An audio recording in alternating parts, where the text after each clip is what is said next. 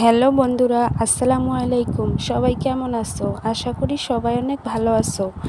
আমিও আলহামদুলিল্লাহ অনেক অনেক ভালো আছি। আজকে আমি শাক রান্না করব আমার ছোট্ট মিনি কিচেনে।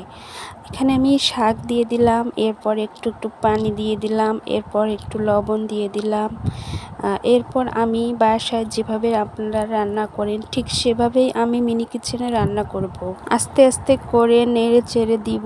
এদিকে আবার দেখুন আমার পাতিল উল্টায় পাল্টায় যাচ্ছে, পড়ে যাইতে ধরতেছে। আবার আমি উঠাচ্ছি, ঠিক করে দিচ্ছি। আসলে মিনি কিচেনে রান্না করা খুবই কষ্টসাধ্য, কারণ এখানে পাতিল ঠিক মতো ধরা যায় না, আবার ঠিক মতো তরকারি রান্না করলে নেড়ে চেড়ে দেওয়া যায় না। এটা নিয়ে অনেক সমস্যা। এর আগে আমি রান্না করছিলাম খিচুড়ি। আজকে দ্বিতীয় দিন আমি রান্না করলাম লাউ শাক।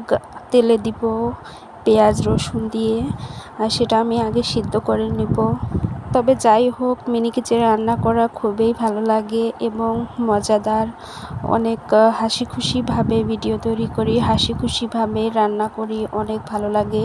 কার কার মিনি কিচেনে রান্না করতে ভালো লাগে অবশ্যই কমেন্ট করে জানাবেন। আমার তো মিনি কিচেনে রান্না করতে অনেক ভালো লাগে, এজন্য তো আমি প্রতিনিয়ত এভাবে আমি রান্না করব।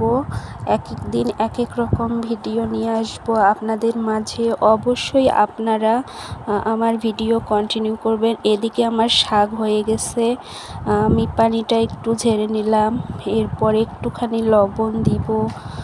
লবণ দেওয়ার পরে আমি আলতো আলতোভাবে নাড়বো। এদিকে আবার পাতিল পড়ে যাচ্ছে, বারবার পাতিল পড়ে যাচ্ছে। এদিকে উল্টায় পাল্টায় নিলাম, হালকা একটু নেড়ে চেড়ে। এদিকে গল্প করতে করতে আমার রান্নাটা প্রায় শেষের দিকে। এখন আমি এই গরম কড়াইটা আস্ত করে একটা কাগজের টুকরা নিয়ে নামিয়ে নিলাম। এরপর আমি অন্য একটি পাতিলে ঢেলে নিলাম।